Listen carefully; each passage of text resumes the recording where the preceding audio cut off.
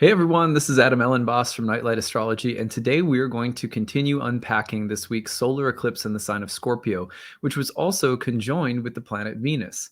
I recently had a very powerful dream in which a series of images sort of came before me, and I understood them as related to this eclipse, and it ended up inspiring the way that I wrote today's talk. I always find that if you're, as a content creator, when something like that comes up, that it's usually special, and it has a way of guiding me in the way I'm thinking about the whatever planetary combination we're looking at. So I hope you guys will enjoy this somewhat inspired talk today on the solar eclipse in Scorpio.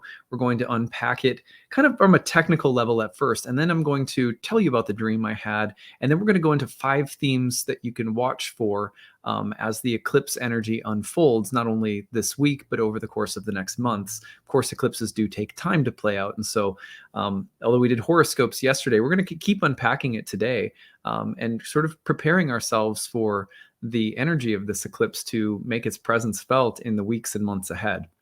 All right. Well, before we get into our talk today, if you haven't already, please subscribe. It helps the channel to grow. We're getting close to 50,000 subscribers. I'm really excited. If you have any ideas for how we should celebrate or mark the occasion of 50,000 subscribers, leave a comment in the comment section. Let me know. I've been getting some really interesting responses already, ranging from dance parties to giveaways. So yeah, I would appreciate your thoughts on that. You can always find a transcript of any of my daily talks on the website, which is nightlightastrology.com. There's a blog there that contains all the transcripts. My new course, Ancient Astrology for the Modern Mystic, is also starting on November 12th. I'm going to point you over to the website right now so you can take a look, go into the courses page, click on the first year course, scroll down to learn more about it. The alumni, there's a video with alumni who we interviewed last summer, and you can hear what they were saying about it as well. There's been thousands of people who have gone through this program over the course of 13 years of teaching it. It's gone through many different iterations, but it is my magnum opus in a sense. The curriculum that I develop for these programs is meant to give people the tools to begin a professional practice, or at the very least, to develop enough astrological knowledge so that you always have the capability of reading your charts, your kids' charts, your friends or family members' charts, in a deep way, not just a superficial way based on, just pop astrology, but a really deep way that can understand what kinds of seasons are happening at different times in life, and the different things that we were born to learn, and the different strengths and weaknesses that we have as people. So class starts on November 12th. Classes are 2 to 3 hours each. There's 30 classes that I lead on the year. There are also 12 guest lectures outside of those, led by guest teachers. We also have breakout study sessions in between major units led by my tutoring staff, who are also there in our discussion forum throughout the entire year, taking your questions, always answering within a day. There's tons of bonus material. There is enough material here for some people to take, go through it several times. Like, I have people who have taken the first year class and the second year class and then gone back through first and second year and done a bunch of the bonus material or the extra reading or the quizzes. And so it's really there for you to have as a lifelong tool. You get to keep the material and use it. You have lifelong access to it. If you can't attend live, all the classes are recorded so you can attend remotely.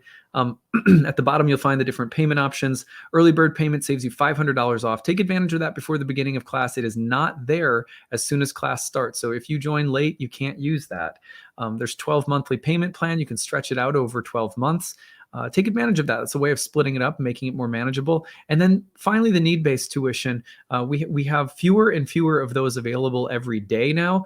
The classes have gotten so popular, and that offering is unique. And so they're just going a little bit more quickly than usual. So be sure that you take advantage of that. We are glad to let anyone take advantage of that who, whatever reason, your financial reality is constrained, or you're facing challenges for one reason or another. It doesn't matter if you have a job or not. If people have a job, we get it. You might have a job, but you've got student debt, or you've got a pile of bills and kids, and it's life. So don't feel ashamed to take advantage of that. We'd be glad to let people use that if it makes studying astrology more accessible. It's a big part of our mission. And next year, we'll also be adding a donation-based reading clinic so that people can also get readings at affordable costs. I take it very seriously when Firmicus Maternus, an ancient astrologer, said to be a carrier of this tradition, one should make astrology for other people accessible, be easy of access, he said. So I've always taken that as like, that's at the heart of my value system as an astrologer. And I hope that you will take me at my word, use that if you need it, seriously. So, all right, I'm excited to get into this eclipse because, and especially this dream I had, I mean, this was just such a wild and interesting dream. So here is the eclipse. Let's break it down. We have a new moon solar eclipse. Now, all solar eclipses happen under new moon. So I just say new moon solar eclipse so that people understand that the solar eclipse is taking place at the time of a new moon. Solar eclipses are very like super powerful versions of a new moon. You have the conjunction of Venus, who's just separating from the cazimi with the sun at the same time that the eclipse is coming through. So they're all lined up, just boom, boom, boom, right in a row. It's a south node eclipse. Very interesting. And so I had this dream about this eclipse that I'm going to tell you guys about. Oh, one more thing I forgot to mention. Sorry. I'm so excited to talk about the dream that I'm forgetting myself here. Here we go. So the other thing that's important to mention is that all of these planets are, this lineup in Scorpio is in the sign of Mars. Traditionally, Mars rules Scorpio, Scorpio and Aries. In the ruler of the eclipse is important to pay attention to. We have an eclipse in Scorpio with Mars turning retrograde in Gemini. Mars is slowing down to station and turn retrograde. So we're talking about an eclipse energy that's very Venusian, it's very Scorpionic, it's south node-like, and it's Marsy with Mars about to turn retrograde. That's fascinating. It's just a fascinating sequence. So I think that some of the dream images, along with the 5 themes to watch for, will make sense of some of this. But let me just say a few technical things first. One is that anytime you have Venus in a Mars-ruled sign, you have a kind of inherent archetypal tension between Venus and Mars. Same thing if Mars was placed in a Venus-ruled sign like Libra. The planet is said to be in its exile. It doesn't mean that, oh, Venus is screwed, Venus is bad. It's not a black and white thing. It's a dignity that helps us understand a kind of tension. So when Venus is in Scorpio, the lover is dealing with the intense subterranean, martial, autumnal qualities: depth, power, transformation, emotional intensity, desire, lust, fear, possessiveness, jealousy, betrayal. These are intense Scorpionic themes that Venus has to, in a sense, confront in the sign of Scorpio, but also the allowing Venus to be powerful, like the feminine power. Venus as destroyer goddess, for example, or Venus as an omen of the power of one's libido and desires to be life-giving. There's a lot of, but nonetheless, you can feel that it's edgy. It has an intensity to it.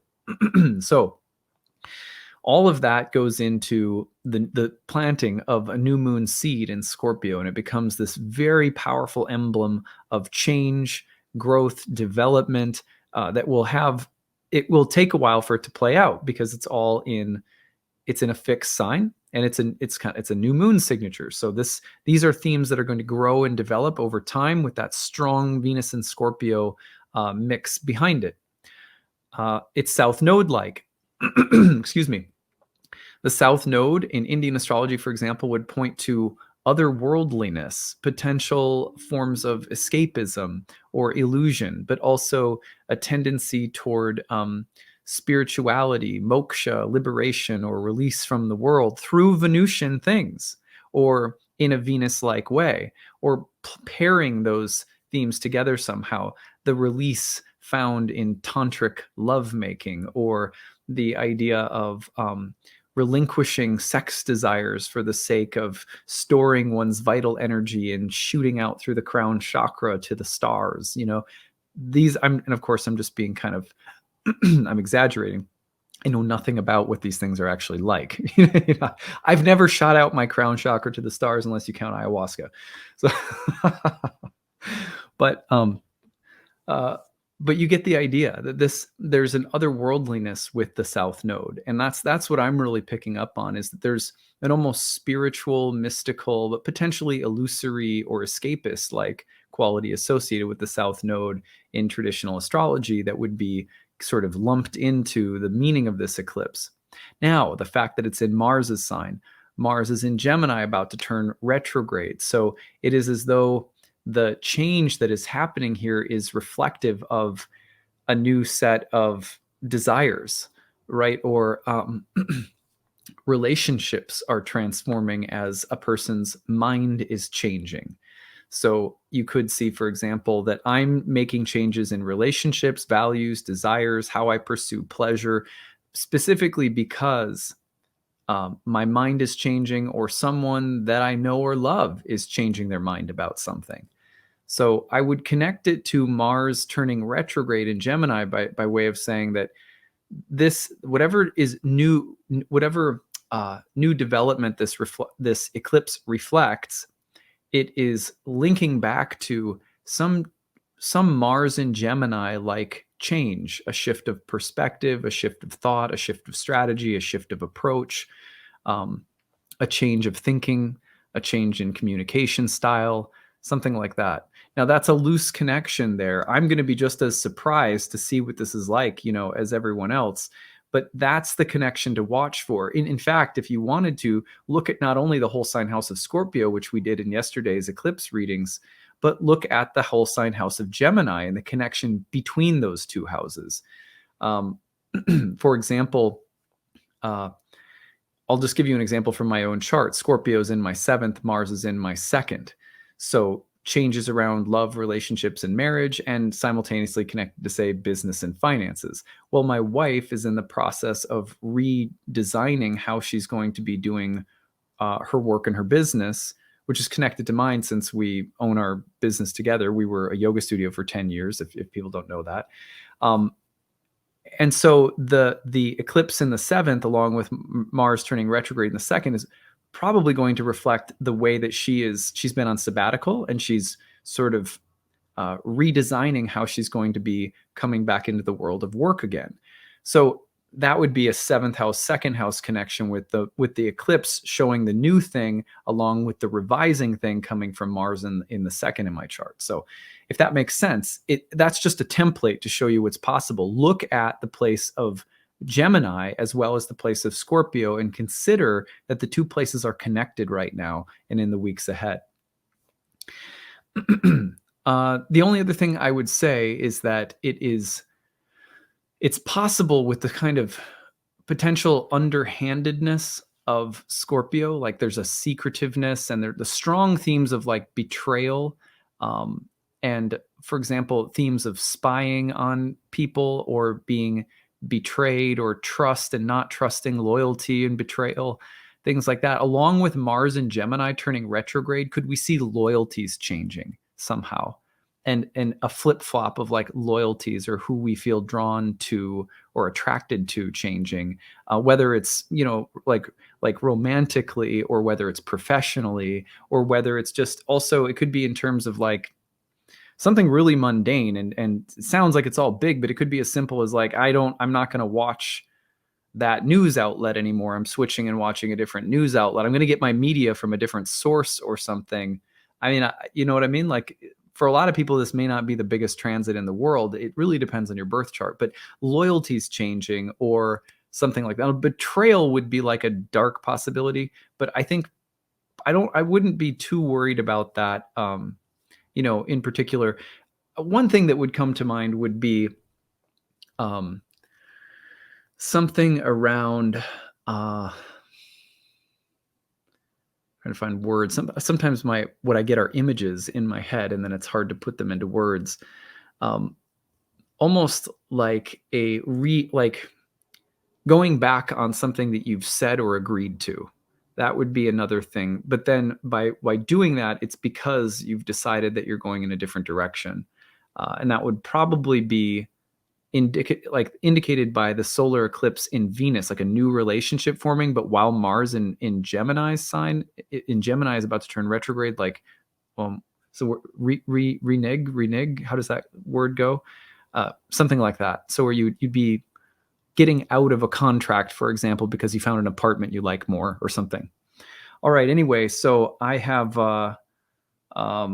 spitballed enough on all of that. Let us now take a look at these 5 themes and this very interesting dream image. So the 5 themes to watch for today come from a dream that I had. It was very clear to me, and I don't know if you guys are like this, but if you study astrology regularly, you'll get to a point where you can tell when you're having an astrological dream. You're like, you spend time thinking about the symbols, looking at charts enough, and suddenly you're like, yep, this is an astrology dream I'm having. Or you wake up knowing that you just had one. Well, in this dream, I had been thinking about and planning for this talk. And then I had this dream. And in the dream, I was like almost like taking a tour of an ancient, like medieval, or it's like an ancient, it's like medieval, I guess, monastery.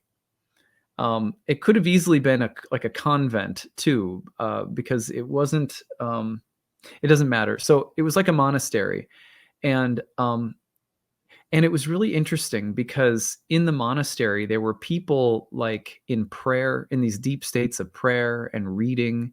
And there was this holy sound of chanting coming like all through the monastery. But then I kept noticing that people were asleep in what looked like very pleasant, intoxicated, pleasant, otherworldly slumber. And I couldn't figure out like why were people, what was going on? Like why were people like sleeping? And it was all stone and candle lit and beautiful. And there were these monks like sleeping against the wall, but they looked like peaceful as babies. And then I found my way into like a cellar, but it was a wine cellar. So in the basement of this monastery, there were like what are they called? Casks. I think they're called casks of wine. They were like the kind of like the barrels, and they were all stored, and they had this beautiful like calligraphy on them that, and I think it was in Latin or something. Anyway, I ended up finding my way through some kind of courtyard after visiting these, and I started realizing that people were asleep because they had drunk the wine. And then I went out into what was like a garden courtyard. There were grapes, like just grapes everywhere. And there was this like almost like, the picture of the happy Buddha. Have you ever seen the happy Buddha? Anyway, the happy Buddha is like an image of like the kind of, he's kind of got the belly and he's like, he's happy. And I don't know if you guys know what I'm talking about. So there was like a friar, almost like Friar Tuck from Robin Hood or something like that. And he was sleeping under it was like a cherry blossom tree. It was a very beautiful tree with like white petals. And he was sleeping under it. And he had a bottle of wine next to him. And on his lap open was the Bible. And it was like super Dionysian. Like if I had to describe the dream, it was like monks, but like Dionysian monks or something like that. It was so beautiful. And no one cared. Like it wasn't like anyone was in trouble.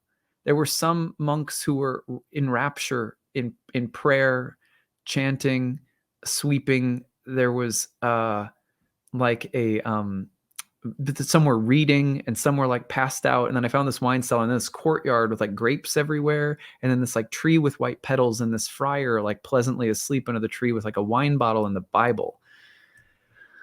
And it was so beautiful.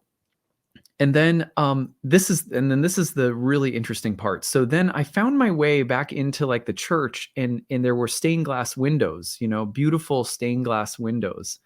And I looked out through the windows, and there were grapevines like hanging through, and for some reason I could see. It's not like you can, like, I grew up in churches with stained glass windows. You can't like go up to them and see through them, right? Because they're colored and stuff. But these you could see through, and there was like grapevines hanging down from them. And as I was looking out through it was weird because there were like biblical scenes on the stained glass that I was looking out through these images, and I really wasn't paying attention. Like I couldn't tell you what the biblical scenes were, and I just knew they were from the Bible or something.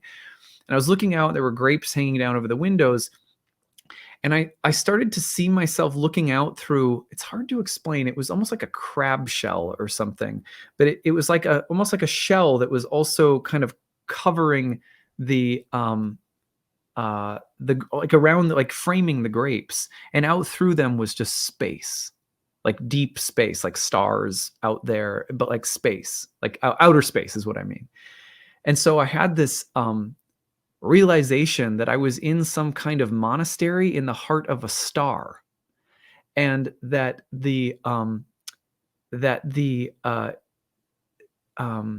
covering, or like the what do you call it? The crab shell thing was like the some kind of star-like exterior. Like it was like a form that it's really hard to explain. I'm not doing a good job, so I'll just let it go with that. But I was inside some kind of star cathedral in space, but it was also like medieval Europe, and all of these things were happening. And I was complete. It was one of the most beautiful, striking series of images that those dreams where you're like, oh my God, this is beautiful. Like where is this coming from? Like, and I was like sort of like that. And anyway, it just really, really struck me. Well, then I started thinking about the wine and like why that was such a thing. And a lot of images, I know that, for example, the wine that was made at monasteries traditionally was made for Eucharist, right? So they're making their Eucharist wine, but also they were like vineyards, and they would, they would supply wine to people who lived outside of the monastery. And it was just really, really interesting to me when I was like, I started thinking, I was like, why have I never thought about that bizarre, interesting connection between wine, sort of a Dionysian theme, the dismemberment of Dionysus, the dismembering of the the dismembering of Jesus, as in these are symbols in my psyche. I grew up in the Christian church, so and the idea of at the wedding, Jesus turning the water into wine, and the sense of communion wine. And I grew up, my mom's side of the family was Catholic, and it's interesting that wine was like a really basic part of their life. My wife's family's from Italy, same, they're Italian, so same thing. It's and it really wrapped into the faith in a mysterious way. And it was like this whole like Dionysian, it was like the archetypal level of some of these things was being revealed. And I don't really understand it fully, but it was beautiful. But anyway, I got struck with how I had been thinking about I had been thinking a lot about this eclipse, and then it occurred to me that there's something about wine and death. Obviously, like one of the things that's happening with wine is fermentation. And so there's this whole, and obviously the connection with wine and death archetypally or symbolically is, it's ancient. So then I started thinking about how this eclipse in Scorpio with Venus, it's sort of like wine. It's sort of like there's an energy behind this eclipse that is about death and how death makes things beautiful. Or it's about dismemberment or destruction, and how that edgy, destructive, Mars-like quality blended with Venus, like a new vintage. And I kept thinking about that, that phrase, and it's been said in different traditions, not just the Christian faith, but it's been said about, oh, and I'm going to botch it. What is it? It's the new wine in the old wineskin. Do you know what I'm talking about? Oh man, if I could just remember that phrase. Let me see if I can look it up. Okay. It goes like this. No one puts new wine into old wineskins. So there's something about the transformation of our values of beauty and of death, and how it's like a new vintage that's wanting to be formed in us, in our lives. What are we attracted to? What do we love? What do we find compelling? What where is the pleasure of the soul in our lives? And sometimes for new wine, for a new vintage to be created in us, we need a new container for it. I've been thinking a lot about those things uh, after having that dream. And so I couldn't think of a way to communicate all of this aside from what I'm saying right now in terms of what to watch for until boom, I was like, I'm going to look up what people have said. Like, what are some really wise quotes about wine? And maybe I can extrapolate from them. So I found 5 really interesting quotes about wine that I think we can use as an archetypal jumping off point to understand this eclipse. This eclipse in the autumnal death, like the underworld, and a sign that's close to death in Scorpio with Venus. And you can think, if you want, of the slumbering monks in some star temple. So anyway, number 1, this one comes from Samuel Johnson in 1778. Wine makes a man more pleased with himself. I do not say it makes him more pleasing to others. First of all, that's a hilarious quote. But second of all, what I love about this is if we apply it to the eclipse energy, I think it has something really powerful to say. One is that there are some transformations. Let's call it this. Let's use that phrase, the new vintage that's being born in us. It's a Venusian thing. If it makes us more pleased with ourselves, but makes us more obnoxious to others, then I could see that as problematic, right? Because what we desire and the transformation of desires, if it becomes something that's pleasing to us but harmful to others somehow, then there might be a warning in what we're attracted to right now. On the other hand, isn't it safe to say that sometimes what we're attracted to that makes us deeply happy, it's naturally going to annoy other people? Like, haven't you ever noticed that if you're really, really happy about something, there's always, if you're in a group, there's always like 1 or 2 people who are just annoyed on principle that someone else is happy?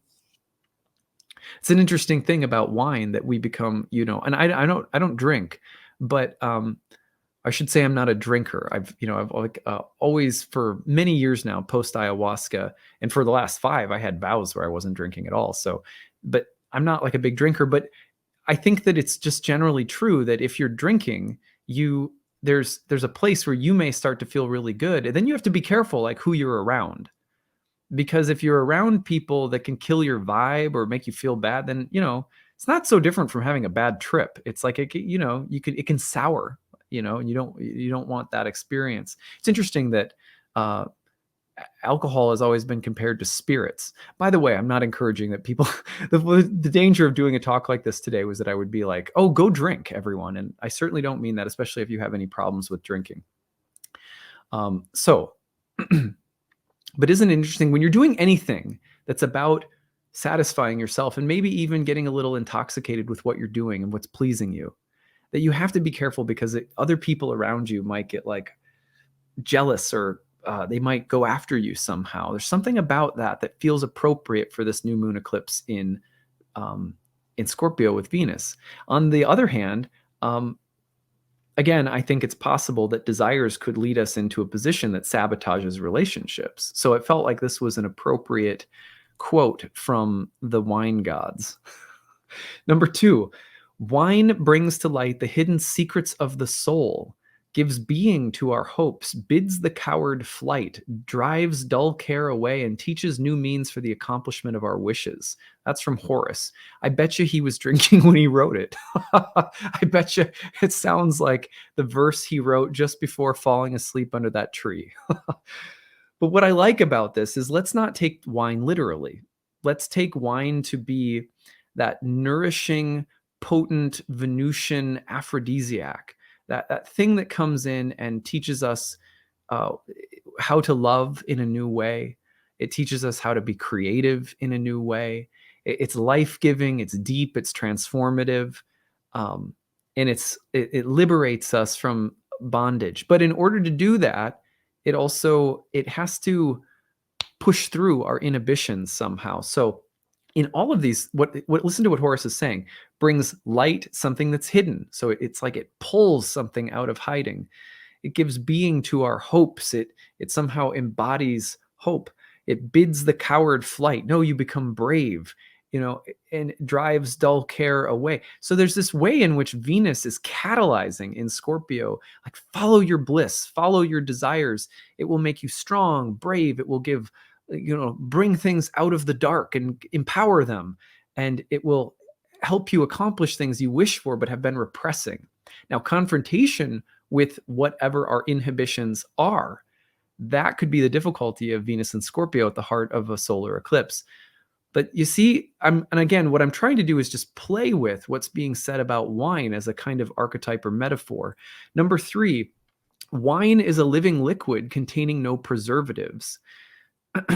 Its life cycle comprises youth, maturity, old age, and death. When not treated with reasonable respect, it will sicken and die. And this was attributed to Julia Child. Julia Childs, is that how you say it? And I couldn't fit it all. It only gives me 200 characters. So it just says attributed to, fill it in. But listen to that. Wine is a living liquid containing no preservatives. Its life cycle comprises youth, maturity, old age, and death. When not treated with reasonable respect, it will sicken and die. Could you imagine that what's coming through right now is like a bottle of wine? It has, and it's no preservatives in it. There's nothing phony baloney. But in order for it to be fully appreciated, you have to let it have some kind of life cycle. It's funny that it's a fermentation process in a sense, but it's also comprised of youth, maturity, old age, and death.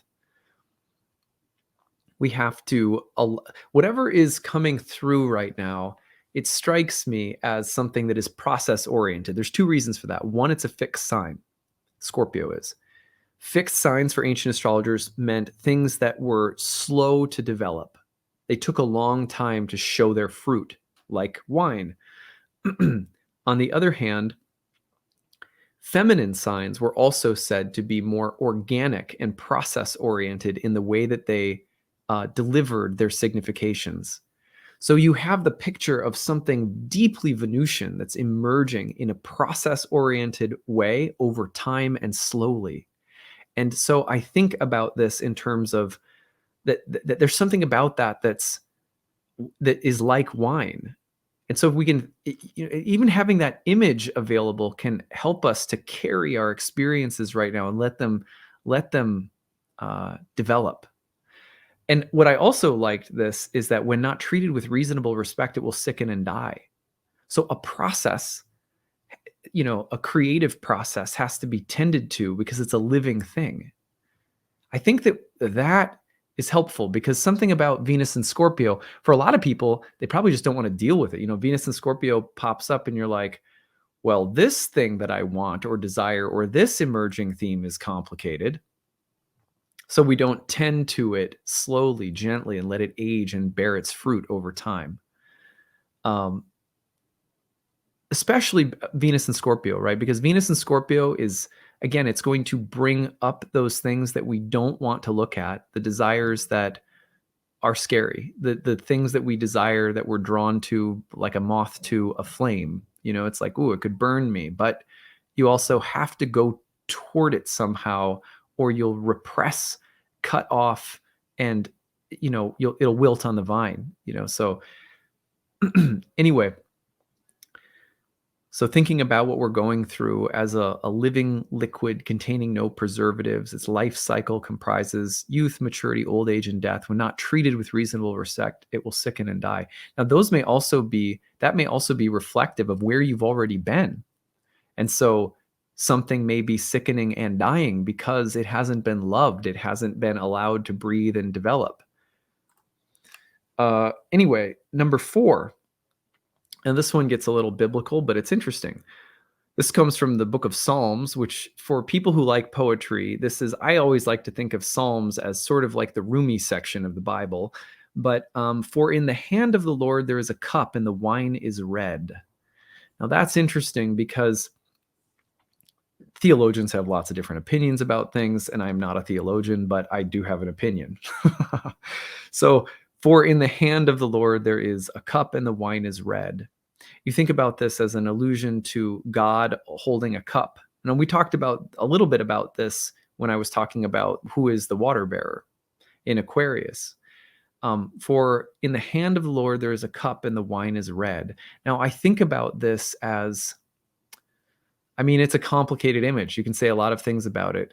It appears, to me, it strikes me as a very Dionysian thing, comparable to, not identical, but sort of like Dionysus, in the sense that consummation of this world, and sanctification of this world, in and through the divine spirit, or what you might call the Tao, is essential. And so when I think about this solar eclipse, with Venus in Scorpio, I think about the way in which the divine is always making holy and sacred the things of our life. And with Venus, the things that we are drawn to, attracted by, the things that are attracted to us, and the trying to figure out what is the way of enjoying this gift of creation without spilling over into some, reckless form of self-gratification. And so, but I'm encouraged by this verse, because when I see it, I say, I don't think that in the star monastery up in the heavens, I don't think it excludes the monks sleeping pleasantly after their cup of wine. It apparently includes it. So what I mean by that is not that, God is a drunk, but that God made wine. And so, and again, I'm someone who is walking very much, an advocate of sobriety, honestly, because I've seen a lot of people in my life, in family, go over the edge in addiction. And I had addiction earlier in my life. So I really don't mean in this talk to be like advocating going out and developing a bad habit. That's not what I mean. What I'm trying to speak to, though, is the fact that life involves the five senses, and that our five senses are an extension of the divine, and that in and through us, the divine tastes its own creation, and that there's something very beautiful about that. And it also has to taste, for it to taste the beauty, it has to taste the death. And so there's red wine in the cup of the Lord.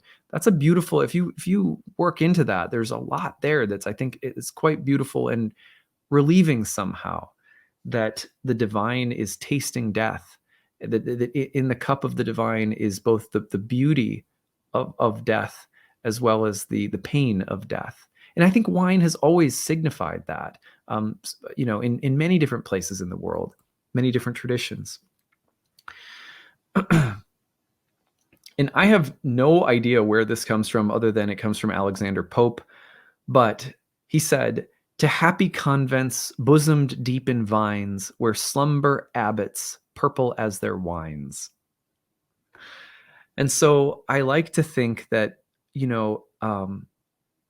first of all, I love that I found a verse that seemed to be almost like a picture image of my dream. I thought that was really cool.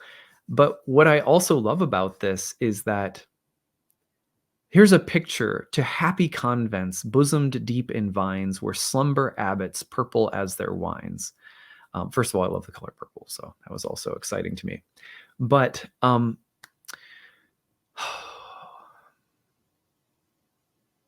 I think that a sacred life is one of pleasure. The right kind of pleasure, the sanctified kind of pleasure, and that's a walk and a journey we all have to figure out. I think this eclipse could be very much about that. I look back at, my journey from early in my 20s, addicted to opioids, or opiates, excuse me, Oxycontin, morphine, methadone. I wrote a book about those things. And I look at the pain that I was in, and these painkillers that were really doing nothing but making it all worse. I look now at as an adult and how my relationship to pleasure has evolved. There were many years, for example, of celibacy, sobriety, and times of great renunciation. Um, what I find interesting is that somewhere in this archetypal image of the starry cathedral were sacred um, contemplatives, mystics, who were in rapture in prayer and like liturgy and texts uh, and song, and worship. And then there were those who were pleasantly drunk on the ecstatic vines of God. And that somehow both were there, I think means a lot. That there's something about this world and our bodies and our desires that we're meant to find a holy place for these pairings. And this is an eclipse that I think uh, brings that tension up between what is holy and what is desirable, what is love and what is lust, what is beauty and pain, um, the desire nature and desire body alongside of um, the mystical union or rapture with the divine. Many, many mystics in many traditions have written about ecstatic states as like a kind of love making with the divine. Not that I'm ever been anywhere near that myself, but so I think that's what the wine piece is about.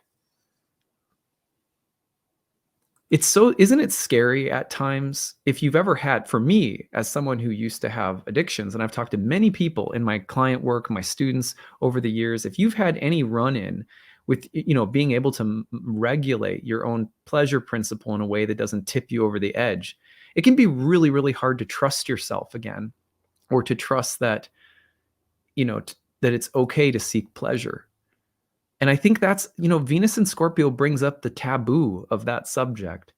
So I was just I was filled with so much gratitude to have this dream cathedral space open up with these images. And my prayer really in my sort of daily routine of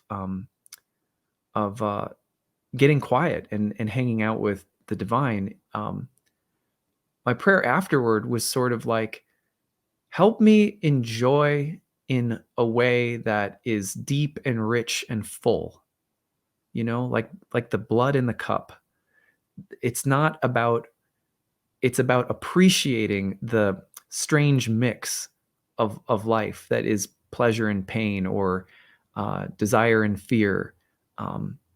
So at any rate, I don't feel so centered in terms of, I don't feel like I've been able to articulate all of this as well as I had hoped, because a lot of it is just kind of bubbling up from the surface. um, before, but I was like, no, this is the really like fresh. And I feel like sometimes as a content creator, better than being completely organized and on top of what I'm saying, is good to just be organic and just, jump around in the grapes, smash them up with your feet.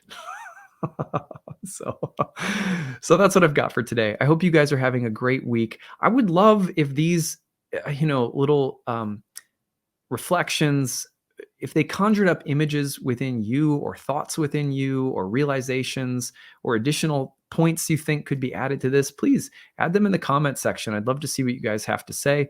I think it's sometimes a community effort to tease out the symbolism that's in the air. And I love reading what you guys have to say. And I often learn quite a bit from your own additions and reflections. So I would welcome that. Don't forget, if you haven't already, like and subscribe, helps the channel to grow. We're almost at 50,000 subscribers. Pretty exciting milestone. You can find daily transcripts of my talks on the website, nightlightastrology.com. Don't forget the new class starts on November 12th. Hope to see some of you there. All right, that's what I've got for today. Take it easy, everyone. Bye.